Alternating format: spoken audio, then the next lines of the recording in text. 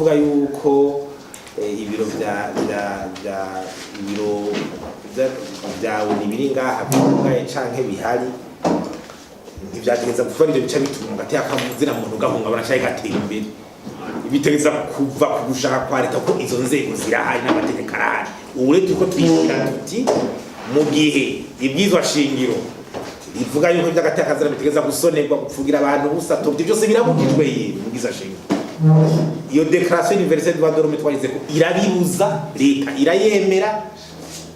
yarashizeho inzego ko zije guteka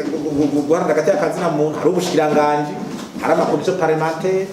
hari uyu mugwi hari ombudsman ni ingore n'abantu badahinduka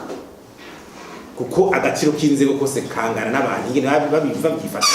abantu ni bakwiye guhinduka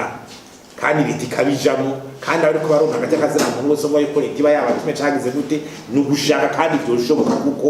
wamaze kubishira amategeko hasigara yuko uzuraba ko biko biraja mu ngiro